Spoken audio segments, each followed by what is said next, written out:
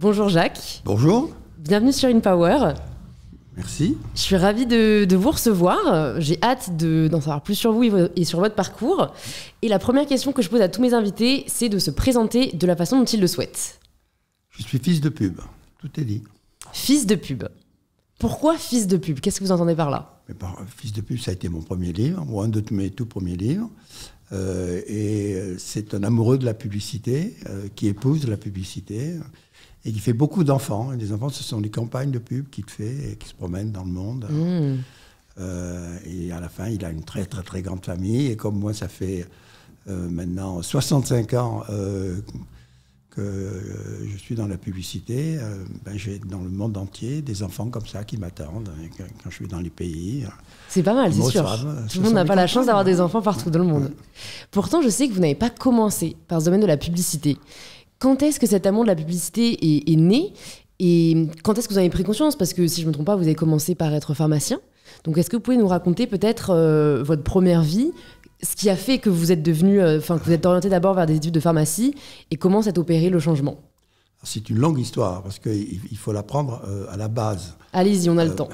Moi, je suis né de parents étudiants. Mon père était étudiant en radiologie. À l'époque, la radiologie, c'était une science. On découvrait le cancer et on découvrait qu'il y avait la possibilité de guérir le cancer. Donc, c'était une chance. C'était finalement un métier de demi-dieu. Ma mère était médecin. Ils ont fait leurs études à Paris. Je suis né à Paris. Ils se sont installés à Perpignan, dans le sud de la France. Donc, j'ai passé toute mon enfance, ma jeunesse à Perpignan. Au départ, en fils unique, gâté, pomponné parfaitement, jusqu'au jour où mon père, pour vouloir bien faire, qui avait fait ses études chez les jésuites de Montpellier, a voulu que son fils fasse lui aussi ses hellénismes, comme on disait. C'était les professionnels du latin grec à Montpellier. Montpellier-Perpignan, c'est 200 km, c'est rien aujourd'hui, c'est 4 heures d'autoroute. À l'époque, c'était l'enfer. La route était épouvantable, il fallait 4 à 5 heures. Le train s'arrêtait à Narbonne pendant 2 heures. Donc je me suis retrouvé d'enfant gâté, chéri, pensionnaire. Comme en plus, mes parents m'avaient fait sauter une classe pensant que j'étais surdoué et que j'étais plutôt malingre, j'en prenais plein la gueule à chaque récréation. C'était Prison Break. Et je suis devenu, alors que j'étais une sorte de garçon modèle, un garçon rebelle. Okay. Au point que j'étais dissipé en permanence. Il y avait un petit pion nasillon qui nous surveillait, parce qu'on n'avait pas le droit de parler dans les rangs, on n'avait pas le droit de parler au réfectoire, on n'avait pas le droit de parler au dortoir. Bon, c'est frêne, bon. Et un soir, il m'agenouille sur une règle de fer et il me nargue un peu comme ça. Il était minuit, 11h du soir. Il se faisait frire des œufs à la coque.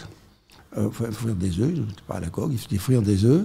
Je ne sais pas ce qu'il m'a pris. Il y avait une fourchette qui traînait sur la table. J'ai pris la fourchette et floc dans les fesses.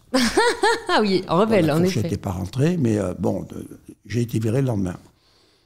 Et mon père m'a inscrit comme étudiant libre, enfin collégien libre, à Perpignan, dans le collège de Perpignan. C'était le collège qu'avait fréquenté Charles Trenet, d'ailleurs. Notre professeur de français, pour nous récompenser quand on avait bien travaillé, nous lisait les devoirs de Charles Trenet, qui étaient des chansons, qui étaient des poésies, c'était génial. Bon. Mais moi, au bout d'une semaine, je n'ai pas résisté à faire la belle. Puisque j'étais un rebelle, il fallait faire la belle. Et sur le trajet de la clinique de mes parents au lycée, il y avait un cinéma. Et un jour, au lieu de pousser à la porte du collège, j'ai poussé à la porte du cinéma. Je suis tombé raide, dingue du cinéma. C'était les années 50. Où le cinéma américain, les James Cagney, les Humphrey Bogart, la Rita Hayworth se déversaient dans les salles. Et tous les soirs, tous les après-midi, je suis allé voir un film différent. Et au bout d'une dizaine de jours, je me dis, maintenant, qu'est-ce que je fais? Comment je justifie mon absence? Et alors, j'ai commis un deuxième crime. Je suis descendu dans le bureau de mon père. J'ai tapé sur sa vieille Remington à la Hemingway. Mon fils a des problèmes pulmonaire, je l'envoie pour 3 mois à Font-Romeu, station thermale, et donc il ne suivra pas ses cours, il vous retrouvera dans 3 mois.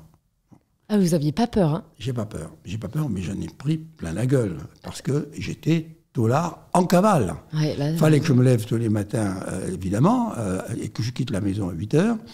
Je ne pouvais y revenir qu'à 6 heures, et il fallait que je me nourrisse entre-temps. Parce que je n'avais même pas le droit au déjeuner familial. Et je n'avais pas d'argent. Donc je gérais dans les bistrots, j'avais tous les vieux retraités de Perpignan qui tapaient la belote, qui m'ont appris à jouer à la belote. J'étais devenu un peu leur mascotte. Donc finalement, ils m'entretenaient. Puis est arrivé le jour terrible. On a découvert le poteau rose. Non, pas du tout. Ah bon? Le jour terrible où il fallait le bulletin scolaire. Et donc j'ai commis un troisième crime. C'est que je suis allé voir un imprimeur qui venait de brûler, qui était pratiquement à la faillite, en lui disant que je venais de la part du proviseur et qu'il avait besoin de 50, qu'il lui édite 50 petits carnets scolaires. Ce qu'il a fait. Bon. Vous aviez quel âge juste là, à ce moment-là? J'avais 16 ans. Ok. J'avais 16 ans. Ok. Et donc après, grâce à mes potes avec qui je jouais à la belote, j'avais les écritures qu'il fallait, parce qu'il ne fallait pas les écritures d'un gosse de 15 ans. Il fallait les écritures de gens de 40 ans, 50 ans, et il fallait les suivre, parce qu'il y avait un bulletin par mois. Donc il fallait que l'écriture du professeur de mathématiques soit toujours la même, qui était en fait le joueur de belote du coin. Donc vous les avez mis dans la confidence? Que j'ai mis dans la confidence, ouais. Et tous, ils se marraient, tous, etc. J'étais la mascotte. Bon, voilà, et puis, j'ai payé très cher, et c'est normal, j'ai mis 8 fois à passer mes bacs. 8 fois à passer mes bacs. Il y en avait 2 à l'époque, hein, c'était pas comme maintenant. Donc, collé en juillet, collé en septembre, collé en juillet, reçu en septembre pour la première fois, et rebelote pour la seconde fois. Mon père était désespéré, et il a dit à ma mère, écoute, j'ai lu que l'Éducation nationale avait engagé des orientateurs professionnels pour les élèves en difficulté et pour les aider à trouver une carrière à leur dimension. Tu devrais amener le petit à Paris. Et me voilà parti avec ma mère, elle s'appelait Simone, elle était belle comme tout, à Paris. Elle m'avait eu très jeune, elle avait 20 ans, donc elle était encore très jeune. Et on arrive boulevard Saint-Michel, dans un 2e étage, un immeuble vraiment minable, etc. Les moquettes étaient tachées, les murs étaient sales. J'ai dit, mais c'est ça l'éducation nationale? Moi, je pensais que c'était comme l'Assemblée nationale, que c'était un monument magnifique, etc. Et en face de moi, j'ai un vieux monsieur qui me dit, on va vous faire passer des tests. Et il me présente des papillons, bon, c'était des tests de Rorschach. Et moi, j'étais tellement dans mon agressivité que pour me marrer, je lui ai répondu n'importe quoi. Mais n'importe quoi. Mais lui, il a pris au premier degré. Alors, il a fait le compte des choses. Il a dit à ma mère, je suis obligé de vous dire que ce garçon n'a aucune disposition intellectuelle. Il faut le diriger vers les travaux manuels. Ma mère s'est dressée. Elle m'a pris par la main. Elle m'a dit, mon fils, le cancre, c'est pas toi, c'est lui. Viens, je t'amène au théâtre. Je t'amène au théâtre. Je n'avais jamais vu le théâtre. Je n'avais jamais vu de pièce de théâtre. Et je me souviens, c'était une pièce qui s'appelait Kent, avec Pierre Brasseur, le père de Claude, qui était magnifique. Et j'ai vu ça, j'ai pleuré pendant toute la pièce. On est reparti à l'hôtel. Et toute la nuit, j'ai parlé de la pièce à ma mère. C'était une sorte de déclic. Et elle a eu l'idée de génie, le lendemain matin, de téléphoner à mon père et dit, écoute, je sens qu'il se passe quelque chose avec notre fils. Je reste une semaine de plus. Tous les jours, tous les matins, on a fait toutes les galeries, tous les musées de Paris. Toutes les soirées, on a fait 1-2 pièces de théâtre par soirée. Et en une semaine, elle m'a fait découvrir ma voix, que je ne comprendrai que plus tard. Mais elle m'a éveillé à la créativité. Et c'est resté en moi, enfoui. Là-dessus, ayant passé 8 fois passé mes bacs, mon père m'a dit, tu ne peux pas être médecin, tu tuerais les gens. Donc, tu vas faire à la pharmacie, c'est pas gentil pour les pharmaciens, surtout que je suis pharmacien. Bon, les toubus ont toujours été un peu méprisants avec les pharmaciens. Et j'ai été tellement passionné par ma première année de pharmacie qui était sur la botanique, où il fallait reconnaître des plantes. Il fallait reconnaître 100 plantes et puis liquide, tisane, etc. Parce qu'à l'époque, les pharmaciens faisaient beaucoup de médicaments. Les médicaments simples, ils les faisaient eux-mêmes, c'était moins cher. Et le préparateur de la pharmacie m'a pris en gentillesse. Il m'a dit, je vais te préparer à ton examen. Et dans l'examen, il y avait 100 produits comme ça étalés sur la table. Et il fallait en reconnaître, dans un temps donné, le plus possible. Et tous les matins, il m'a fait faire l'exercice. Je suis arrivé, j'ai fait 100 sur 100. C'est pas comme les papillons. Surtout que ça ne s'intéressait pas du tout. Personne ne s'intéressait à ça. Ils allaient vers ce qui était déjà un petit peu plus universitaire. Non. Donc j'ai été major. Donc je suis passé de cancre à major. Mon père n'a même pas cru. Il est venu voir le proviseur en disant, il a dû vous rouler quelque part, regardez bien ce qui s'est passé. On ne peut pas rouler et on ne peut pas tricher. Bon. Et pour me remercier, et c'est là que ma vie commence, mon père m'a offert ma première de chevaux. Et je suis, une semaine après, parti sur le tout premier raid en 2 chevaux, le deuxième ou le troisième, de Perpignan à Karachi, parce que j'avais pris une carte, et j'avais pris une ficelle comme ça et 2 crayons, et je voyais l'endroit où je pouvais aller le plus loin, parce que j'avais calculé comment je pouvais faire des kilomètres par jour, pour revenir à temps pour ma deuxième année de pharmacie, que je rate pas. Et donc, c'est tombé sur Karachi, qui est la ville la plus nulle du monde, la plus pourrie du monde, la plus sauvage du monde. Mais peu importe, ça m'a donné le goût du voyage. Et chemin faisant, avec Jean-Claude Bedeau, on va fêter nos 80 ans, nos 82 ans d'amitié. 82 ans d'amitié. Incroyable, hein, bon. On s'est dit, mais finalement, pourquoi on ne fait pas le tour du monde? Ça n'a jamais été fait. Ah, ça n'avait jamais été fait? Ça n'a jamais été fait. Ben, on va faire un premier tour du monde en voiture, en 2 chevaux. Et ça a changé ma vie. On est reparti 2 ans à traverser tous les continents du monde, 8 déserts, toutes les beautés du monde, etc. Rencontrer surtout toutes les populations du monde, parce que le monde n'était pas ce qu'il est devenu. Ouais. On était reçus à bras-le-corps, on avait des petits boulots. Moi, j'étais cireur de chaussures. Parce que cireur de chaussures, ça marche dans toutes les villes. Donc j'allais dans les hôtels de luxe, je mettais ma 2 chevaux sur le bord du trottoir, je sortais ma petite boîte, et les gens me disaient, mais qu'est-ce que vous faites? Ah, mais je fais le tour du monde. Ils disaient, ah ben oui, vous n'allez pas me cirer les chaussures, venez déjeuner avec nous, venez coucher à la maison, etc. Ça m'a ouvert ma petite boîte à chaussures, m'a ouvert toutes les portes avec Jean-Claude. Là-dessus, je suis revenu à Paris. Citroën a dit, on va vous aider, mais il faut que vous écriviez un livre.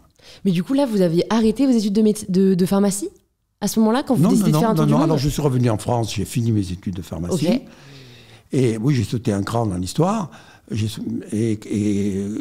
c'est à la fin de vos études? On était pharmacien au bout de 5 ans. D'accord. Et moi, je voulais être docteur parce que mes parents étaient docteurs. Je voulais me venger. Bon. Ça, c'était 2 années d'études supplémentaires sur une thèse. Et moi, j'ai choisi comme thèse l'étude des marchés des plantes médicinales à travers le monde, pour faire le tour du monde. Ah oui, c'est une bonne excuse. Ouais. Je n'ai pas vu un marché de plantes médicinales par le monde, je suis revenu la queue entre les jambes.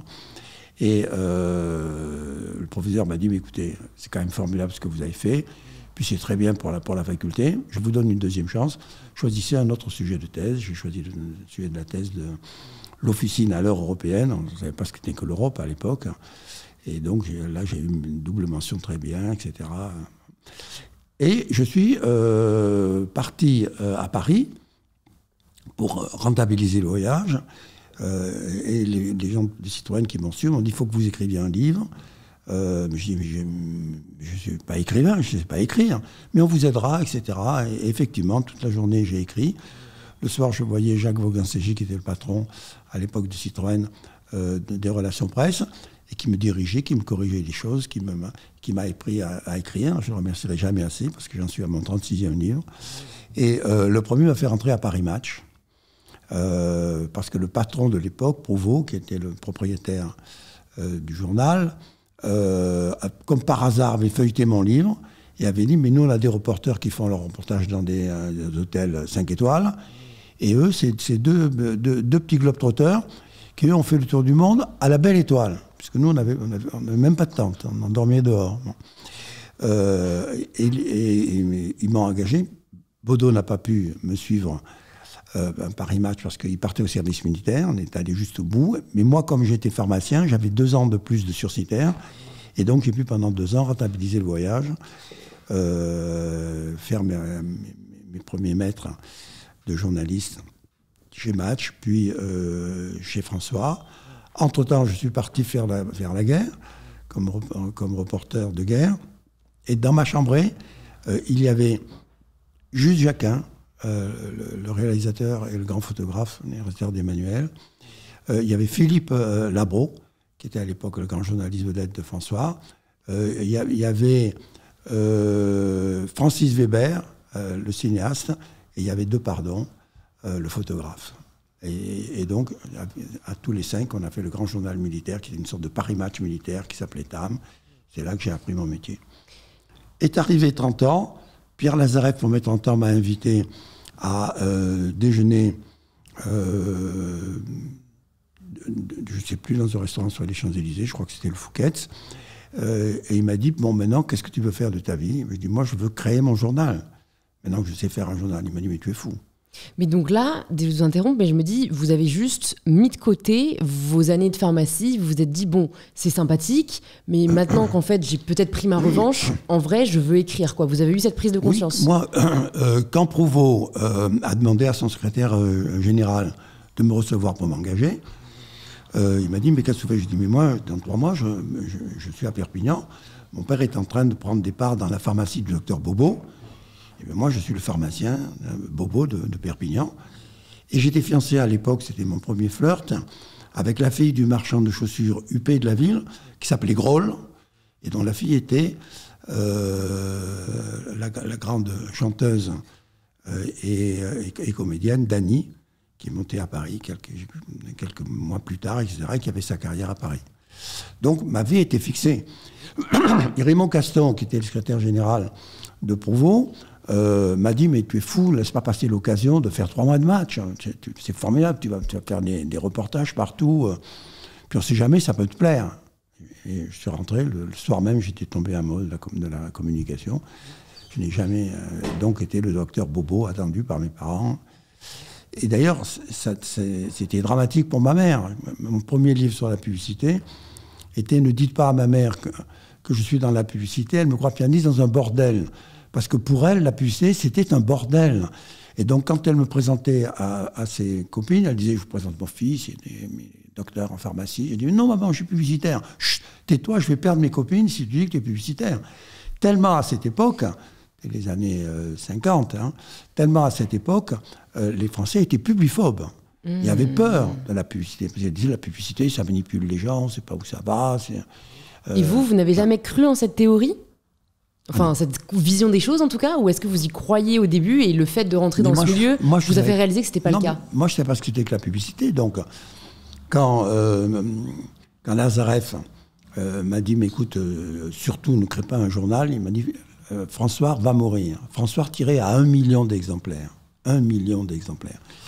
Il n'y avait pas de télévision.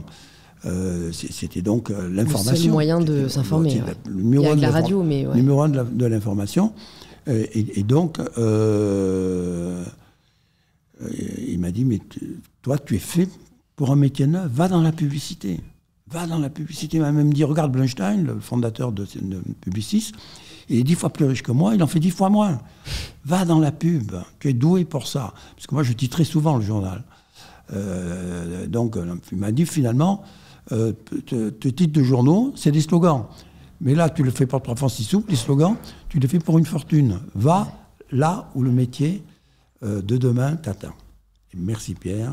C'est comme ça que je suis arrivé à la publicité. Ça n'a rien connu. Je n'avais jamais fait de publicité de ma vie. Même parce que c'était... J'ai mis 2 ans à comprendre le mot marketing. Je ne savais même pas que ça existait. Et puis voilà, et puis tu es arrivé en 68, puis on a créé notre agence avec Roux, et puis voilà, je suis là. À 88 balais. Voilà. C'est marrant, là on est passé d'un récit très détaillé des premières années à un accéléré, mais c'est pas grave, je vais revenir dessus, parce que déjà je trouve ça hyper intéressant. En fait, j'ai l'impression que vous ne vous êtes jamais fixé de barrière. Est-ce que vous avez toujours eu ce courage, cette confiance en vous innée? Est-ce que vous l'avez développé? Parce qu'on comprend au début des années rebelles, c'était plus une forme de provocation, en tout cas d'affirmation. Mais ensuite, c'est vrai qu'il faut avoir le courage de laisser derrière un doctorat. Il faut avoir le courage de se lancer dans des aventures sans savoir de quoi demain sera fait. Vous ne connaissez même pas le milieu. Qu'est-ce qui fait qu'en fait, vous y allez un peu la fleur au fusil en vous disant, bon, bah, on verra bien. Oui, moi, je pense que c'est plus de l'inconscience que du courage. Ah, ok. Parce que moi, je n'ai jamais fait de plan de carrière. Je n'ai jamais demandé un boulot de ma vie. Je n'ai jamais rien demandé de ma vie. La vie m'a mené par le bout du nez. Comment se fait-il que mon père m'ait offert une 2 chevaux? Il aurait pu m'offrir une 4L. Et je ne serais pas parti faire un raid en 4L. Bon. Comment se fait-il que ma mère m'ait accompagné à Paris et m'ait révélé alors que mon père aurait pu se dire je ne vais pas faire affronter à mon fils cette espèce de test débile qui va lui faire qu'il est complexe à vie. Bon. Pourquoi Lazareff me dit va dans la pub? Alors que j'étais un des rédacteurs en chef, j'avais 30 ans, j'étais le plus jeune rédacteur en chef du groupe de François. J'avais mes allées toutes tracées dans le journalisme, qui à l'époque était le grand journalisme de l'information. Voilà. Vous croyez au destin? Je crois au destin. Mais par contre, je suis partant pour tout. Qu'est-ce que je fais là? Mais je ne sais même pas où j'allais. Bonjour. Oui, enfin, je devrais me rouler les pouces chez moi tranquillement après. Donc vous avez. Mais moi, vous dites oui, quoi. Moi, j'ai fixé ma retraite à 100 ans. Donc il me reste 12 ans. Okay. Donc je vais y arriver. Je vais faire ça calmement, mais je vais y arriver. Je vais être le premier publicitaire en exercice centenaire. Ah, donc vous êtes toujours en exercice, là? Toujours en exercice, bien sûr. Ah, c'est incroyable. Mais oui, Vincent Bolloré va vous téléphoner en disant vous m'avez pris mon collaborateur. Là, je recevrai Vincent, comme ça il n'y aura pas de jaloux. Rendez-le-moi très vite. Yannick, mais c'est Vincent. Oui, c'est Yannick maintenant. Ok, non mais c'est très intéressant parce qu'en fait, du coup, votre métier a tellement évolué en 60-70 ans que vous avez connu les tout débuts de la publicité et maintenant, aujourd'hui, ça m'intéresse vachement d'avoir votre avis là-dessus, mais pour revenir peut-être à vos premières années en tant que publicitaire, vous commencez dans quel secteur? Parce que je sais qu'après, vous êtes particulièrement orienté dans la politique. Par quoi vous commencez quand vous rejoignez en fait, le monde de la publicité? Alors, quand Lazareff me dit « va dans la pub », je frappe à la porte de mes copains de Citroën et donc du fameux Wolfgang Singer qui m'avait appris à écrire. Et je lui dis « Lazareff me dit de faire de la pub ». Il me dit « écoutez, c'est sympa, tu vas aller dans notre agence ». Son agence, c'était Delpire. Maintenant que je connais la publicité, que je sais que si ton plus gros client te dit « je t'envoie un petit jeune », le contrat est prêt avant même qu'il ait frappé à la porte, pour se mettre dans les petits papiers du plus gros client. Or, le Citroën, c'était 80% de l'agence Delpire à l'époque. Et donc, moi, je frappe à la porte de Delpire, et Delpire dit « mais tu es trop copain avec Citroën, moi, je connais les petits jeunes, tu vas passer 3-4 ans là, puis tu essaieras de partir avec le budget. » Je dis « mais pas du tout, moi, j'ai un respect absolu pour mes maîtres, pour mes professeurs, pour mes parents, pour mes ancêtres. Je ne te trahirai jamais. » Il m'a dit, mais quand même, je ne te mets pas sur le budget Citroën, mais comme tu es pharmacien, tu vas ouvrir un département pharmacie dans l'agence. Et il me dit, d'ailleurs, va voir de ma part le laboratoire Roche, et je sais qu'ils ont une campagne en train. Donc je me précipite dans le laboratoire, et il me dit, écoutez, on a un lancement d'un médicament qui s'appelle le Glyphanan, qui est un antidouleur très puissant, qui a été interdit il y a quelques années. Préparez-nous, proposez-nous quelque chose. Et à l'époque, la publicité médicale, elle était très enrégimentée. C'est-à-dire qu'on pouvait envoyer 6 fois, à 6 mois en 6 mois, un petit carton comme ça, dont la première face devait être une illustration poétique ou culturelle, et où derrière, il y avait simplement le nom du médicament et ses propriétés. On n'avait pas le droit de dire c'est le meilleur anti-inflammatoire du monde, etc. Bon. Donc, moi, je cherche une idée. Je me souviens que Prévert faisait des collages. C'était mon maître. Je dis, peut-être que je pourrais le décider à faire des collages pour ça. Alors, je regarde dans le dictionnaire, il y avait le numéro de Prévert. Dans le dictionnaire, il y avait des numéros de téléphone. Dans le bottin, ah ouais, ok. il y avait le numéro de Prévert. Bon, c'est incroyable. Bon. Donc je téléphone, je lui dis, mais je suis publicitaire, il dit, venez me voir. Il était 11h du matin, je commence à parler avec lui, il m'invite à déjeuner. Il avait fait de la publicité déjà, quelquefois des slogans et tout ça, des petits films publicitaires. Et il crevait la dalle. Prévert, cet immense auteur qui a tout inventé, qui a fait le cinéma et tout. Et donc, lui, il était ravi que la publicité l'aide un peu à vivre. Donc, ça a duré 3 jours, parce qu'il m'a dit, vous restez avec moi, je ferai les collages, mais devant vous. Et au 3e jour, chaque jour, il me faisait des spaghettis. Au 3e jour, il me dit, va me chercher un petit Robert. Et moi, je descends, il habitait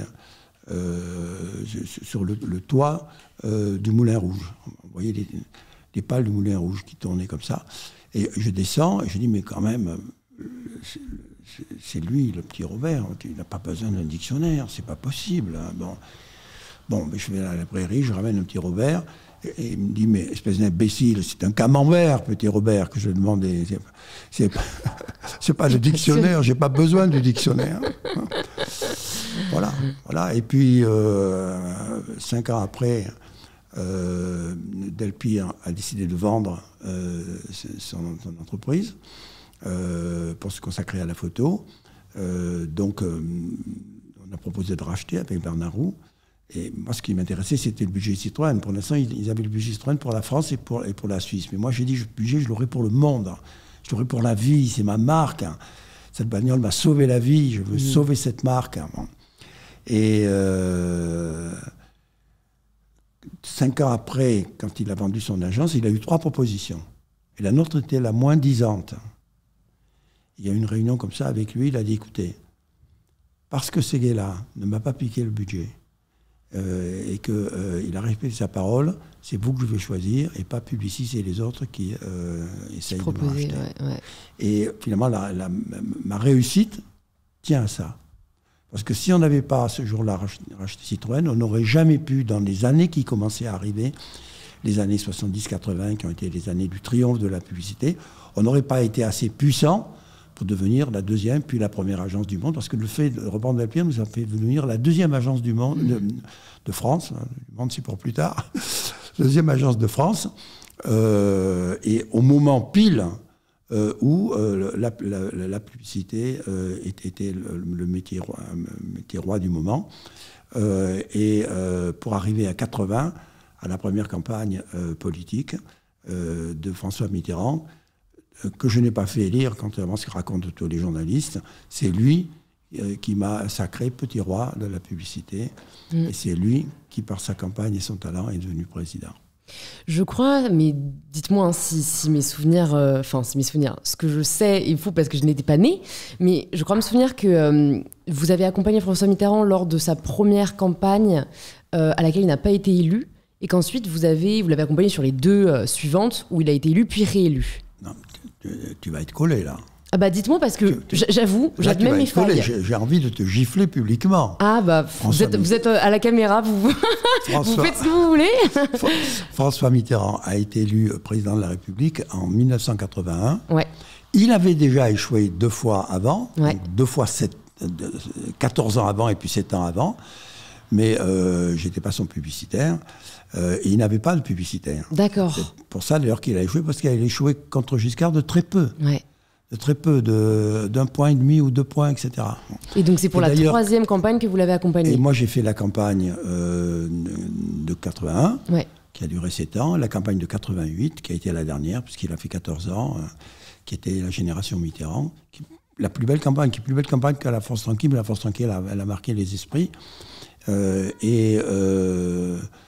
J'ai eu beaucoup de chance parce que moi, je voulais absolument que la France se mette au niveau des anglo-saxons sur la publicité politique. Parce qu'à l'époque, il n'y avait pas de publicité politique. C'était catastrophique. Et d'ailleurs, en 77, je crois que 78, il y a eu une élection législative en France où chaque parti a fait campagne. Et il y avait le parti de Chirac, le parti de Valéry Giscard d'Estaing et le parti socialiste, le parti de Mitterrand. Et à l'époque, les directeurs de campagne téléphonaient à des créatifs pour leur dire « fais-moi une affiche ». Il n'y avait pas de brief. On ne disait pas « voilà ce que je veux dire, fais-moi une affiche de droite ou fais-moi une affiche de gauche ». Et moi, je reçois le directeur de création, le directeur de campagne de la gauche, qui lui fait moi une affiche pour François Mitterrand. Donc je lui fais une affiche. Une semaine après, Jean-Pierre Soisson, qui était le directeur de la campagne de Valéry Giscard d'Estaing, me dit fais-moi une affiche. Je fais une affiche. Et là-dessus, mon associé Jean-Michel Goudard, qui était le publicitaire de Chirac, me dit je patole sur l'affiche, j'ai le visuel mais j'ai pas le titre, viens me faire le titre de l'affiche. Je fais le titre de l'affiche. Donc je fais les 3 affiches. Des 3 parties, quoi. Les 3 parties. Quand je me tais en disant mais c'est terrorisant, ouais. Ça va se savoir. Mais les réseaux sociaux n'existaient pas, donc ça s'est bien passé. Je réunis une petite conférence de presse à la fin de la campagne pour expliquer ça. Pas un mot, pas une ligne. Mais j'écris après à mes 3 clients en leur disant j'ai fait votre campagne, mais cette fois-ci je voudrais la faire. Et puis je me suis préparé pour ça. Je suis allé plusieurs mois aux États-Unis pour comprendre les campagnes politiques, puis en Angleterre. Donc je suis prêt, mais je veux une exclusivité réciproque. Je ne veux pas recommencer la farce que l'on a vécue en 78. Le seul qui m'ait répondu, c'est Mitterrand. De sa main, un petit mot comme ça, que j'ai perdu d'ailleurs.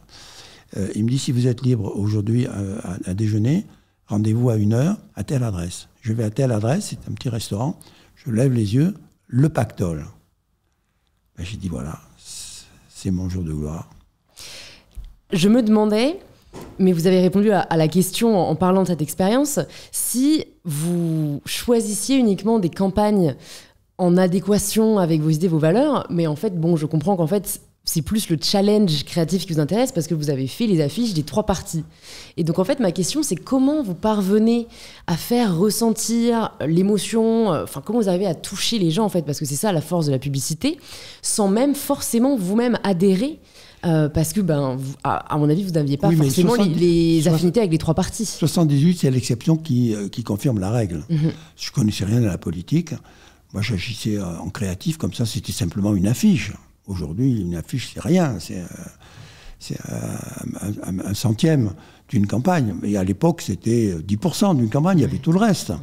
Donc, c'est là où j'ai pris conscience qu'un publicitaire devait épouser les valeurs de l'homme qui défendait. C'était pas possible. Mais là, je n'ai même pas rencontré, moi, les politiques. J'ai vu ça de mon bureau. Ouais, bon. Ouais. Donc, j'ai envoyé simplement les photographes faire les photos que je voulais, etc. Bon. J'ai connu Valéry Giscard d'Estaing après, et je n'ai jamais connu Chirac. Non. Mais quand les choses sont devenues sérieuses, moi, je m'engage. Je ne m'engage pas pour les partis politiques, parce que moi, je ne suis d'aucun parti, je n'ai jamais voulu être encarté, je ne suis que du parti des idées. Mais je m'engage surtout maintenant où moi, je ne vote plus pour moi, je vote pour mes enfants, je vote pour mes petits-enfants. Je vote pour l'homme, la femme, désespérément la femme qui peut apporter à mes enfants la France que je veux. Moi, je veux une France très simple, je veux une France heureuse et dans laquelle il y ait moins de pauvres. C'est pas compliqué. Si on faisait que ça, si on arrivait à rendre les Français heureux, et si on arrivait à avoir moins de pauvres. Il y a 10 millions de pauvres, c'est insupportable. Et pourquoi on n'y arrive pas, à votre avis ?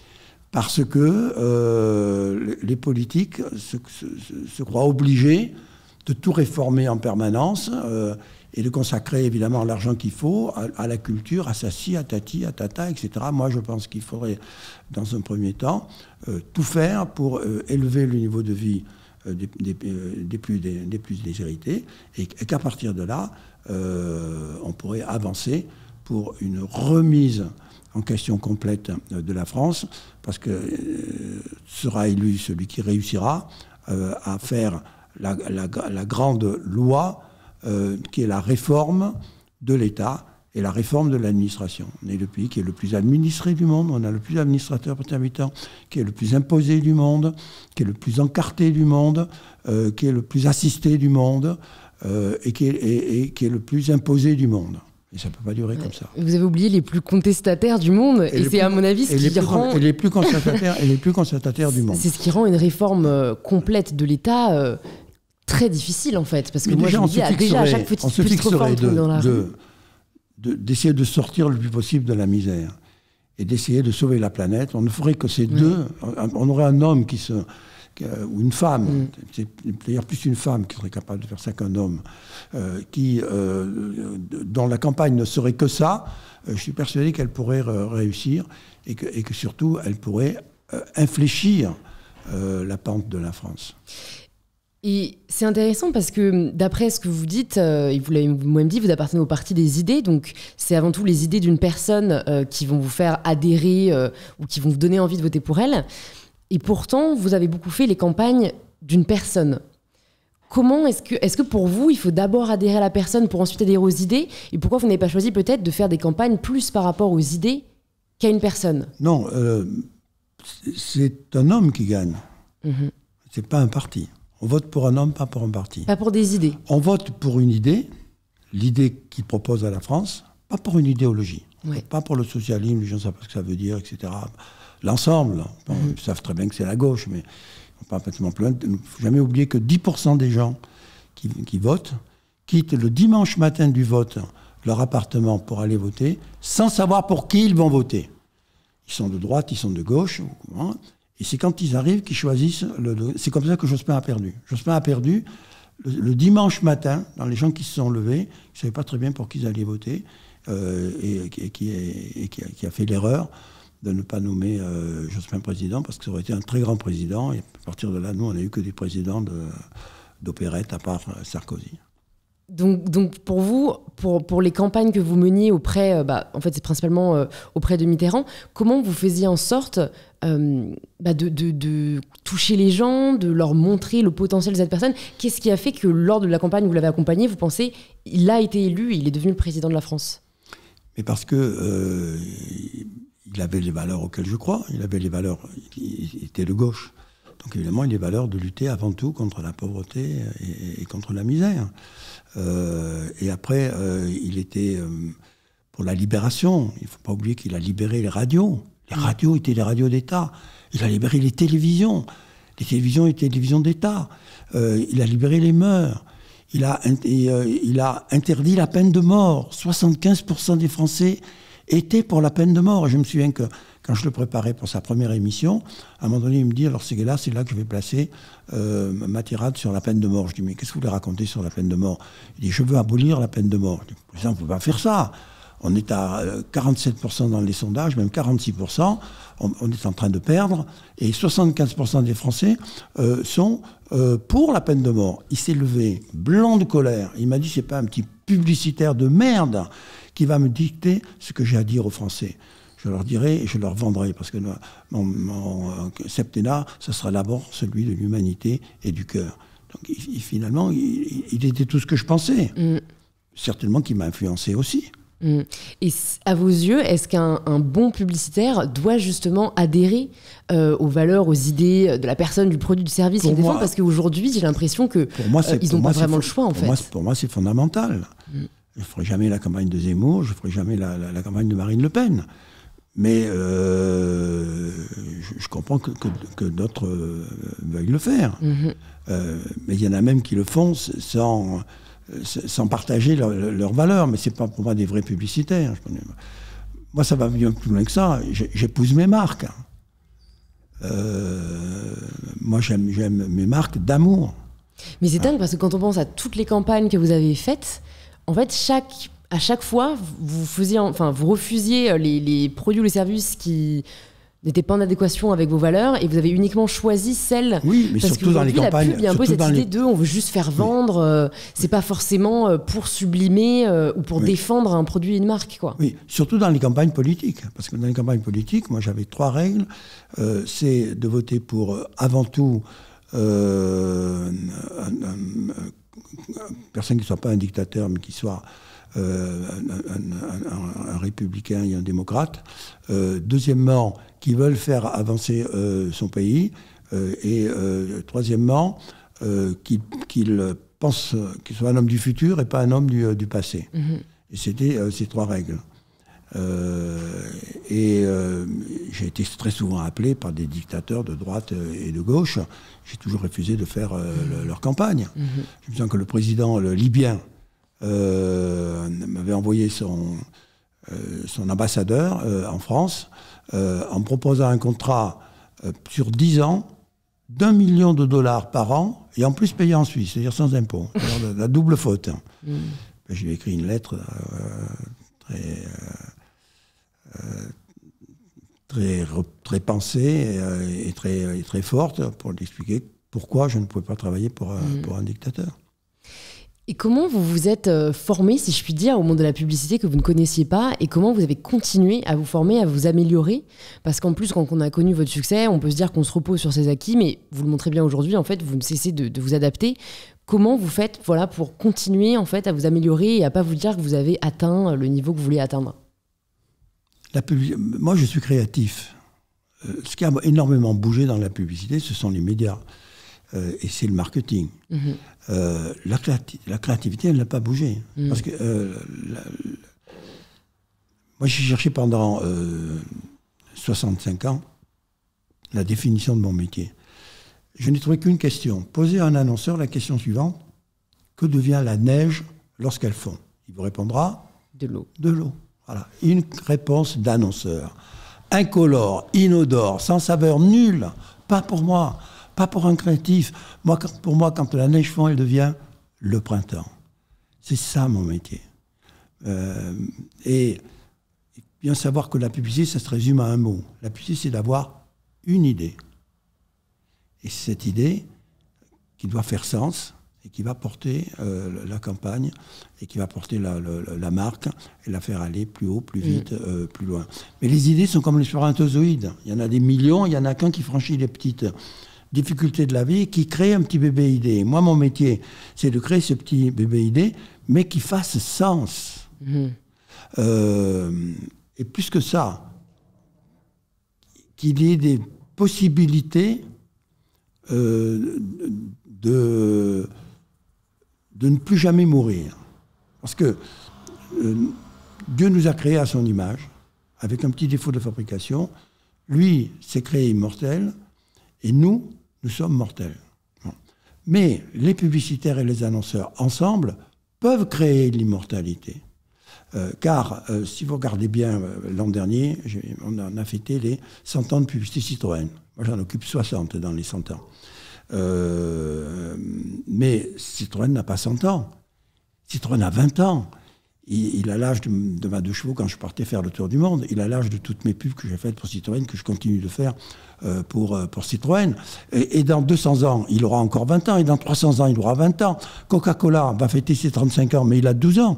Le dernier film qu'on vient de faire, qu'a fait notre agence Premium BETC pour Coca-Cola, elle est formidable, ça reste aux 12 ans. C'est dès l'âge de 12 ans, on commence à rendre la marque immortelle.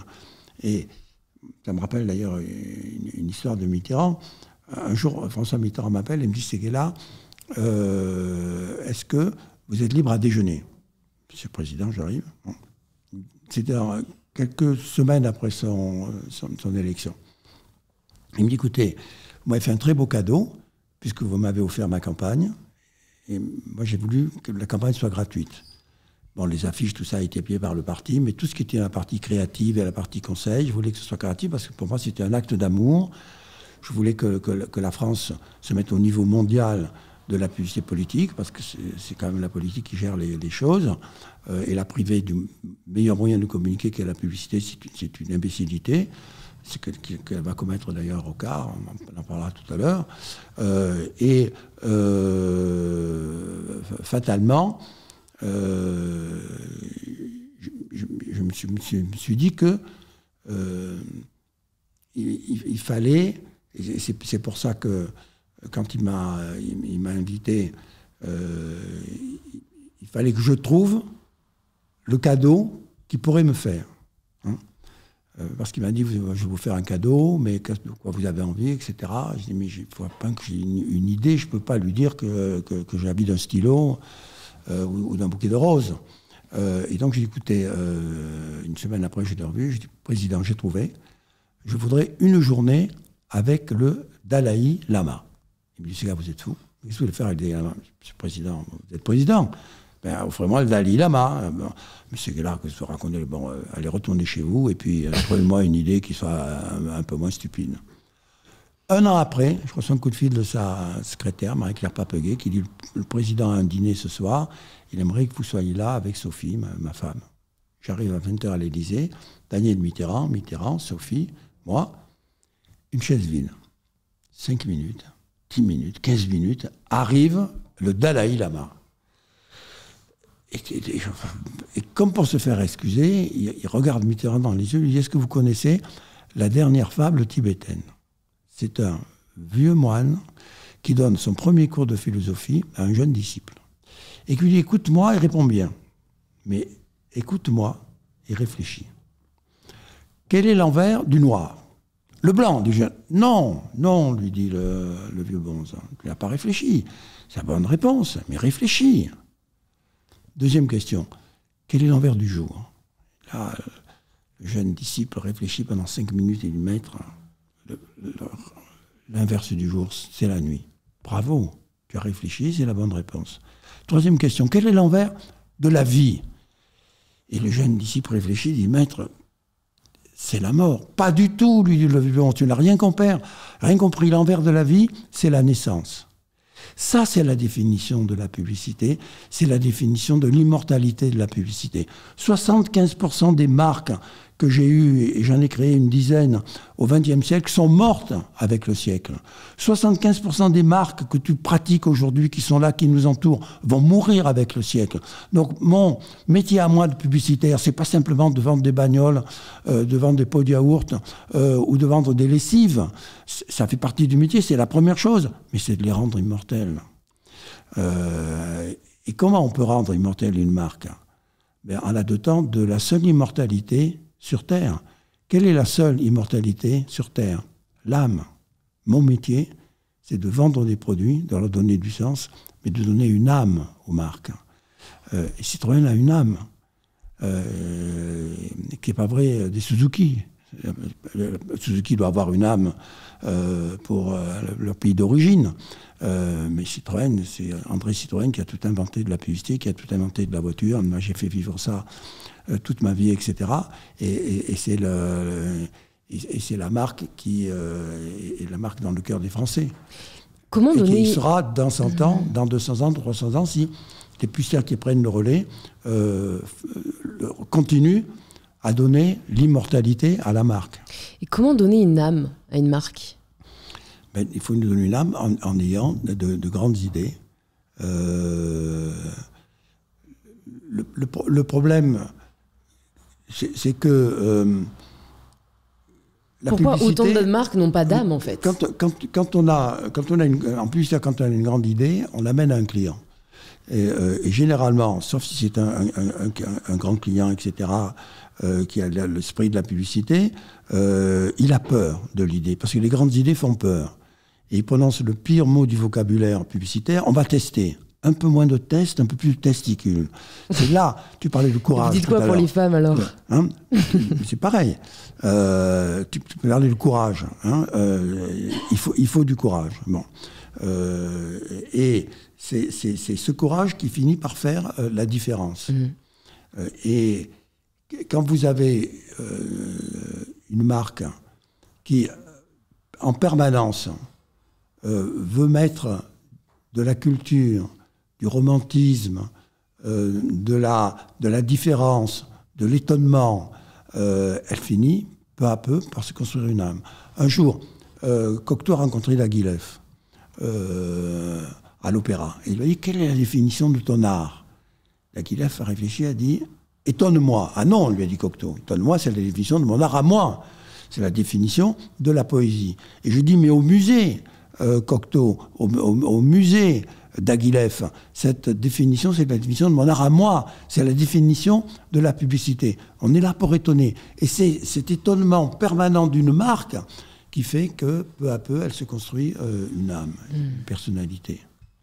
Vous disiez que votre métier, c'est la créativité et que vous n'avez pas forcément du coup, voilà, de méthode ou de process, mais j'imagine, parce qu'on décrit la créativité comme étant quelque chose d'incontrôlable, d'assez abstrait, dont on est assez dépendant. Comment est-ce que vous le voyez ? Est-ce que pour vous, non, la créativité, au contraire, on peut la travailler, on peut la développer, c'est un muscle ? Et comment vous avez fait peut-être les fois où elle était moins présente, où elle s'est fatiguée C'est vrai que personnellement, étant aussi quelqu'un d'assez créatif, je me rends compte que ça dépend de beaucoup de facteurs. Ça dépend de notre énergie, ça dépend de notre état d'esprit, ça dépend de notre environnement, notre stimulation. Et parfois, j'aimerais être plus maîtresse de la créativité, ou parfois j'ai l'impression qu'elle est plus maîtresse de moi-même. Moi, j'ai une grande chance, c'est que pour moi, elle est spontanée, la créativité. Je ne réfléchis pas.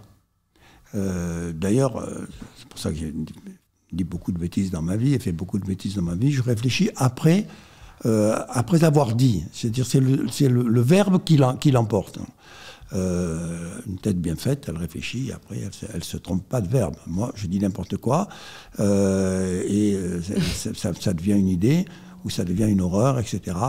Je ne le contrôle qu'après. Il est trop tard. Bon. Donc, moi, je vois un client, il me briefe, je prends des notes, il pense que je prends des notes, j'écris le slogan. Je reviens à l'agence, plus maintenant, parce que maintenant j'ai d'autres activités, mais ça m'arrive encore de faire des campagnes. Je reviens à l'agence, je dis, écoutez, moi, voilà ce que je sens sur cette marque. Voilà le concept, etc. Voilà, pour moi, le slogan. Faites mieux, et si vous ne faites pas mieux, on prendra ça. Et les créatifs, ils essayent de détruire mon idée, etc. Et puis, un jour, c'est l'un qui gagne, l'autre jour, c'est l'autre qui gagne, peu importe. Le tout, c'est d'arriver à la meilleure idée. Donc, c'est très instantané. Après, le problème, c'est qu'il faut voir que l'idée n'a pas déjà été prise, que le slogan n'a pas déjà été dit, il faut après vérifier que ça plaît à la cible à laquelle on s'adresse, ça ne déplaît pas non plus à des gens qui pourraient perturber la qualité du slogan. Donc après, il y a plein de travaux à faire. Mais au départ, c'est une sorte d'éclair, une sorte de jaillissement. J'en ai rarement parlé avec d'autres créatifs. Je crois que c'est vrai de tous les créatifs. Mais les créatifs, surtout en publicité, ils disent « j'ai une idée, mais je ne le dis pas ».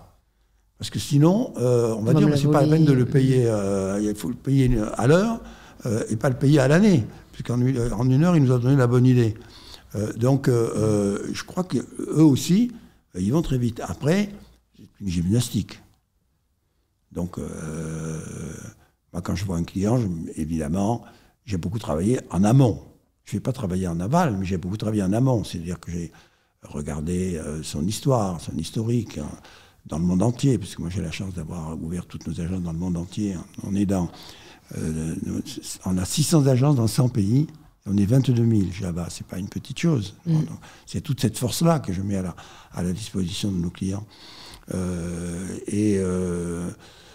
Je fais des benchmarking, je regarde ce que font la concurrence, j'essaye de comprendre quelle est l'âme justement à créer, quelle est la spiritualité qu'on peut donner à cette marque, quel est l'étonnement que l'on peut créer. Et quand j'arrive, je suis nourri de tout ça. Et généralement, c'est lui qui écrit le slogan. Il va dire 2 mots, il s'agit de les remettre dans un autre sens, et c'est le slogan. Mitterrand, quand on parlait du slogan, je dis, Président, qu'est-ce que vous voulez faire aux Français? Mais écoutez, moi, contrairement à ce que raconte la presse, et surtout la presse de droite, je ne veux pas faire la révolution, je veux faire l'évolution. Donc, tranquille. Sérénité, du visuel et tout ça. Deuxièmement, tout le monde, tous les journalistes disent que je suis un peu faible, etc., que je suis trop âgé. Mais dites-vous qu'en moi, j'ai la force et que je serai président. Force tranquille. Vous parlez de spiritualité, je suis obligée de revenir sur une question qui m'est venue quand vous avez parlé de votre dîner avec le Dalai Lama, l'admirant aussi beaucoup. Est-ce que vous pouvez nous partager peut-être ce dîner, quels enseignements vous en avez retirés? Est-ce que ça vous a nourri intérieurement de faire une telle rencontre? Oui, parce que moi j'avais demandé une journée du Dalai Lama. Ouais. Et là où Mitterrand était formidable, c'est qu'il avait dit au Dalai Lama, ça le visait le musée d'ailleurs. Donc il est venu 3 jours en France. Il est revenu après, c'est un avant-dernier voyage. Et donc je lui ai dit, monsieur Dalai Lama, je ne sais plus comment on l'appelait, il avait un nom, c'est Monseigneur, je ne sais pas, très bien. Moi je voudrais que vous passiez votre message aux jeunes Français. Donc si vous en êtes d'accord, on va squatter la Sorbonne, le grand amphi de la Sorbonne, et toutes les heures, vous allez parler 45 minutes, on va laisser 15 minutes de repos, on va chaque fois changer le parterre de la salle pour les étudiants, et on va le faire toute la journée, de 8h du matin à 6h du soir. Il a accepté, on l'a fait, avec Daniel Mitterrand. Lui était là, Daniel Mitterrand était là, moi j'étais là. Il n'a pas arrêté de parler pendant 8 heures, peut-être presque 10 heures, et toutes les demi-heures, il buvait un pot, comme ça, une tasse d'eau chaude, sans thé, sans rien, d'eau chaude. Donc il a vécu toute la journée sur de l'eau chaude. Et il a dû faire à peu près une dizaine de sections, chaque fois en disant des choses différentes, mais toujours avec le même sens. C'est extraordinaire. Extraordinaire. Et les jeunes étaient fascinés. Non, c'est sûr que c'est une belle opportunité. Fascinés. Ça n'arrive plus. En plus, il y avait la présidente qui était là aussi. Ouais. Est-ce qu'il y a un enseignement... Et il posait des questions. Lui, il avait un exposé d'une vingtaine de minutes, trentaine de minutes, et après, c'était tous les jeunes qui posaient des questions. C'était enflammé. Puis après, ça s'est dit, parce que tous ceux qui sont sortis ont dit, mais viens, et c'était... Surtout que... il partait le lendemain matin, il rentrait chez lui le lendemain matin, il rentrait en Inde. Et je me demande quand même, parce qu'aujourd'hui j'ai l'impression que c'est des mondes qu'on a tendance à opposer, le monde de la pub qui est très associé au capitalisme, au profit, au monde assez matériel, avec le monde plus spirituel qu'on associe à plus d'humilité, de minimalisme. Et pourtant j'ai l'impression que vous aviez ces deux intérêts. Comment vous le voyez en fait, le monde de la pub? Qu'est-ce que vous diriez aux personnes qui voient encore la pub comme un moyen pour arriver à une fin, mais parfois un peu de la manipulation en fait? Il ne faut pas être malhonnête intellectuellement. Oui, la publicité, elle est là pour vendre des produits. Mais heureusement, parce que serait l'économie s'il n'y avait pas la publicité? Quand une marque supprime sa publicité, elle meurt dans les 3 ou 4 ans.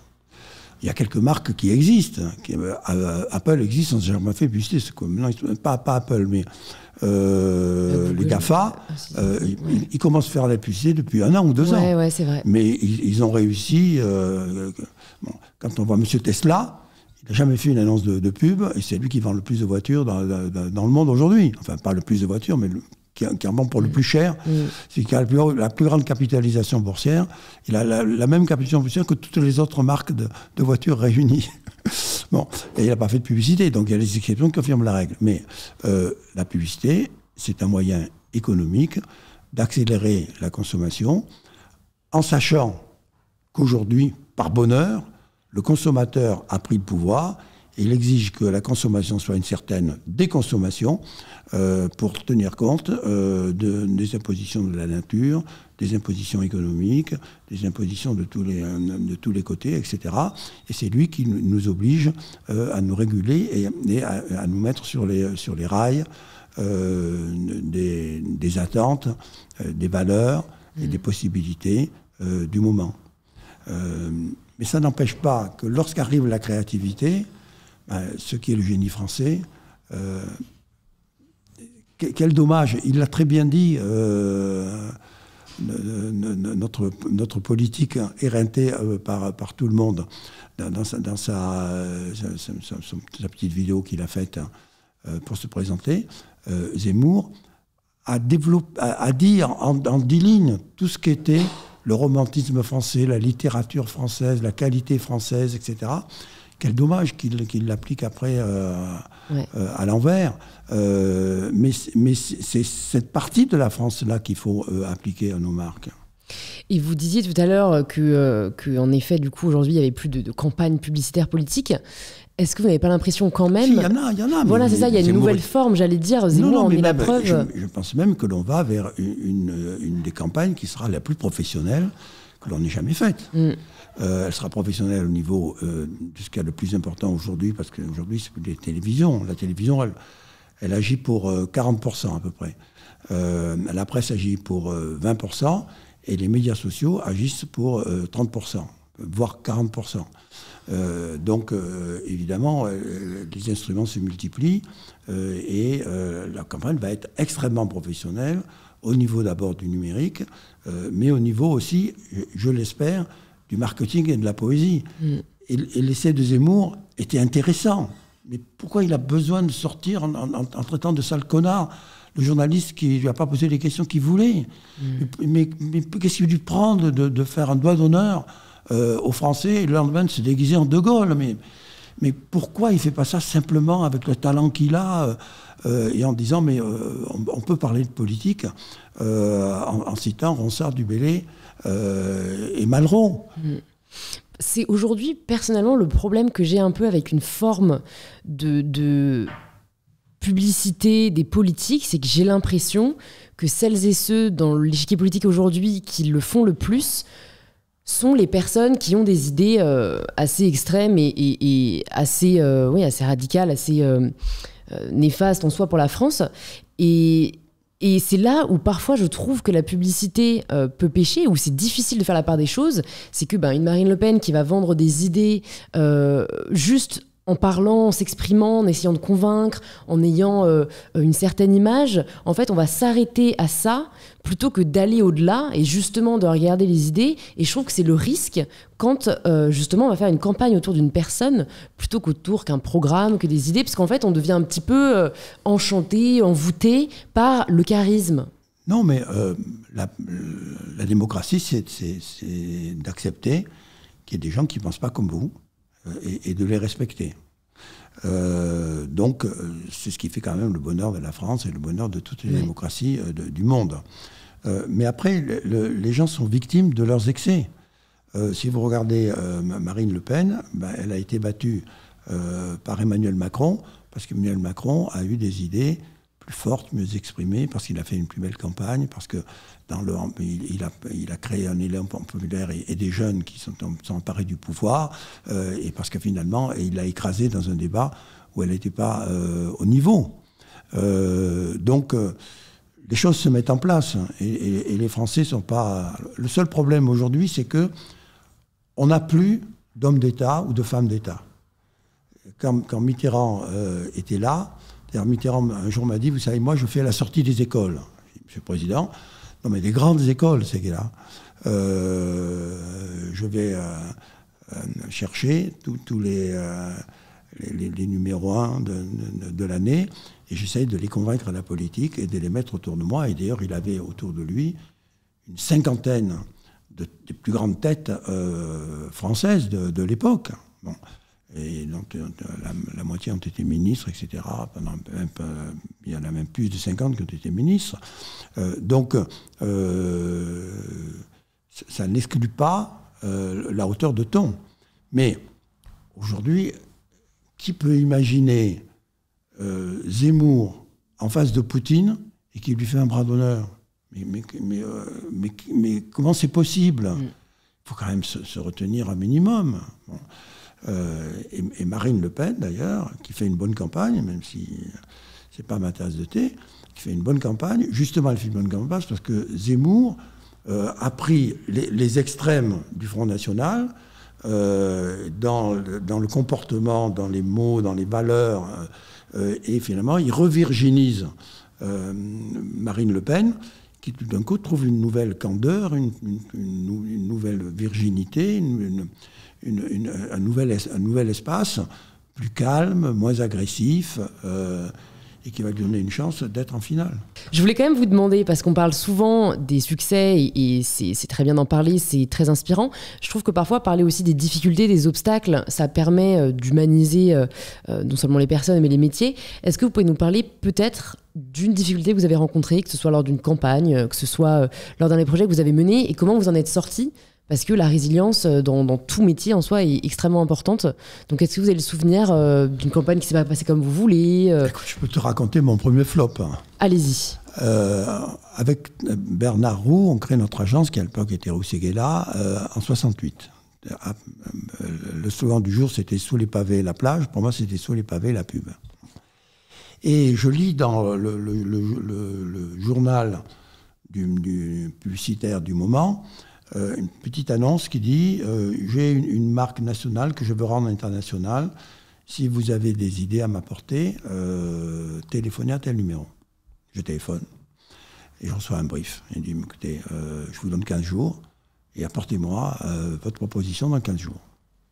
J'arrive 15 jours après, en face d'un sexagénaire qui est là. À l'époque, ça me paraît c'est un vieux schnock. Aujourd'hui, pour moi, un sexagénaire, c'est un jeune homme. Bon. Je lui raconte mon film. Je lui dis, écoutez, c'est mon premier film. Vous êtes mon premier client. J'ai créé l'agence il y a une semaine. Donc, j'ai mis toute la créativité que j'avais dans ce film. Alors, un film, c'est d'abord un décor. Et le décor doit déjà raconter le message et doit raconter le produit. Vous, votre produit est un produit de beauté. Donc, comme décor, j'ai pris la capitale mondiale de la beauté, c'est Paris. Et pour renforcer les choses, parce qu'il faut toujours avoir une symbolique dans un spot de pub, j'ai pris la Tour Eiffel. Aujourd'hui, la Tour Eiffel, c'est un peu banalisé, mais à l'époque, les gens, c'était beaucoup plus sacré, la Tour Eiffel. D'ailleurs, les Parisiens ne la visitaient pas.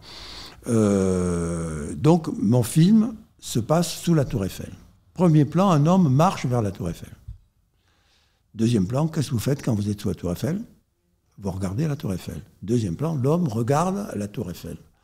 Troisième plan, un autre homme se jette du premier étage de la Tour Eiffel et s'écrase à ses pieds. Alors, tout de suite, gros plan, pour voir si autre chose arrive de la Tour Eiffel. Et il y a une petite chose qui volette et qui se pose sur le cadavre. Gros plan sur la petite chose, c'est une perruque. Et arrive le produit, Pétrolane, et le slogan « Pétrolane retarde la chute des cheveux ». Il m'a dit « Jeune homme, on vous écrira ». Il ne m'a jamais écrit. Et il a eu raison. Parce que c'est justement les limites de la publicité. La publicité, elle est marchande de bonheur, elle ne parle pas de cadavre. On ne va pas assassiner un mec, le faire sauter, parce que les gens prennent ça au sérieux après. On ne va pas se jeter du premier étage de la Tour Eiffel pour un produit capillaire. Donc, il a eu complètement raison de me remettre à ma place et de même pas répondre à la lettre que je lui ai envoyée, qui était une lettre d'excuse. Et quelle leçon, quelle morale vous en avez tiré de cette expérience? La publicité doit étonner, elle ne doit pas détonner, pour ne pas dire déconner. Parce que là, c'était vraiment du déconnage. Ça vous a appris les limites, en fait, de l'expression de la créativité, quoi. C'est sa grande différence avec la presse. Hein, elle a des limites extrêmement strictes, parce que, comme en plus elle est monnayée, elle doit justifier en permanence de ses valeurs. La publicité est le seul métier où le mensonge est puni par la loi. Vous pouvez faire de la prison si vous faites de la publicité mensongère. Si c'est appliqué aux politiques, il y en aurait plus en prison qu'à l'Assemblée nationale. C'est sûr. On va arriver aux questions de la fin. Est-ce que vous avez une ressource, un film, un livre ou toute autre ressource qui vous a touché et que vous aimeriez recommander aux personnes qui nous écoutent? J'ai vu Cette nuit avec ma femme. Je finirai en vous parlant de ma femme. J'ai vu Cette nuit avec ma femme, en tenant la main de ma femme, une série très courte de trois épisodes qui s'appelle Chronique de la vie conjugale. J'espère que je n'écorche pas le truc. Qui est la plus belle histoire d'amour que j'ai vue à la télévision de ma vie. Donc je vous conseille à tous de voir ça. C'est Bergman qui a fait, il y a déjà une quarantaine d'années, qui a écrit ce script absolument magnifique et qui en a fait un film. Et c'est devenu une série. Voilà. Ok, bah super, je mettrai ça dans les notes du podcast. Parce que moi, ce dont je suis le plus fier dans ma vie, c'est pas de mes 1500 campagnes, mais je sais pas combien de Lions ou de César j'ai pu recevoir et tout ça. Ce dont je suis le plus fier de ma vie, c'est ce dont je suis le plus fier dans ma vie, c'est de ma femme. Parce que je suis marié depuis 45 ans et on ne s'est jamais disputé. On a 5 enfants. Je suis le seul publicitaire à avoir 5 enfants de la même femme. Parce que les autres ont 5 enfants de 5 femmes différentes. Et tous les matins, quand je me réveille, elle me dit « Chérie, je t'aime, tu es beau. » Tu es beau, je me dis « Qu'est-ce qui se passe ?» Cahuzac qui est passé dans la nuit m'a replanté les cheveux. Je me précipite devant mon miroir et je vois ma tête de vieillard décatie et je dis « Ouf, ta femme est amoureuse puisque l'amour est aveugle. » Et je pars retrouver ma maîtresse. Et ma maîtresse, c'est la pub. Et je viens ici pendant 1 heure faire l'imbécile, à vous raconter ma vie pour la 5e fois, en mélangeant les choses, parce que je suis mu par cette passion-là. Cette double passion. La plus grande chance qu'on puisse avoir dans la vie, c'est d'avoir une double passion. J'ai 2 amours, qui est entré au Panthéon, l'a dit avant moi, elle avait 2 amours, son pays est Paris, et bien moi j'ai 2 amours, c'est ma femme et la pub. Je suis obligée de vous demander peut-être un conseil alors pour faire durer une relation aussi longtemps, parce que comme vous dites, ça fait 45 ans que vous êtes ensemble. D'abord, l'amour ne se commande pas. L'amour, c'est le respect. L'amour, c'est de toujours donner. Et quand on est 2, on se donne beaucoup. Et l'amour, c'est l'indulgence. C'est de ne jamais laisser monter la pression. C'est de refuser le conflit. Et c'est surtout d'avoir des envies communes, des rêves communs.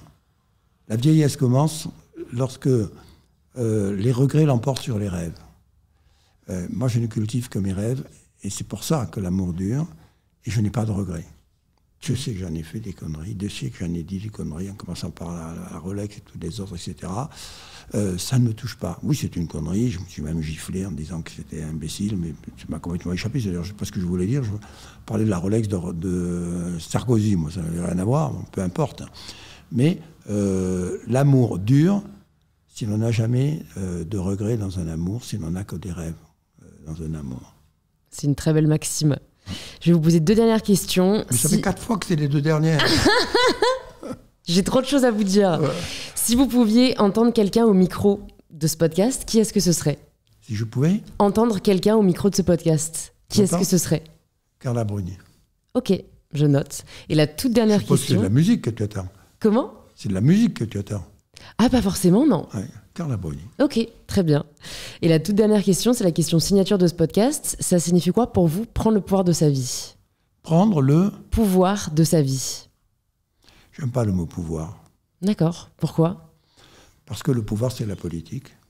Et on sait où ça mène. Ah, pas forcément, je trouve. Non. Il faut prendre le rêve de sa vie. D'accord. Et le rêve, c'est pas le pouvoir. Et c'est quoi prendre le rêve de sa vie pour vous ? Le rêve de sa vie, c'est le bonheur. Le pouvoir, c'est le contraire du bonheur. C'est la puissance, c'est la possession, c'est l'ego. Pas du tout. Vous en aviez pourtant du pouvoir ? Mais non, j'ai aucun pouvoir. Moi. Tout le monde ne serait pas d'accord avec vous ? Non, j'ai aucun pouvoir. Je n'ai jamais fait de politique de ma vie. J'ai toujours refusé tous les postes politiques qui m'étaient proposés, etc. Je n'ai jamais voulu de pouvoir. Non, je pense que c'est l'amour qui peut sauver le monde. Et c'est déjà l'amour qui peut sauver les hommes. Et que surtout la jeunesse qui s'avance, il ne faut pas lui mettre le pouvoir dans la tête, il faut lui mettre les rêves dans la tête. Et il faut lui mettre les espoirs dans la tête. C'est pour ça que je ne peux pas accepter Zemmour, malgré l'immense talent qu'il a et le romantisme qu'il habite, parce qu'il est prophète de malheur. Et moi, je me veux prophète de bonheur. C'est un très beau titre. Jacques Séguéla, prophète de bonheur. Merci beaucoup Jacques pour ce très bel entretien et je mettrai aussi dans les notes du podcast vos 36 livres, si j'ai bien suivi, pour les personnes qui veulent en savoir plus sur vous.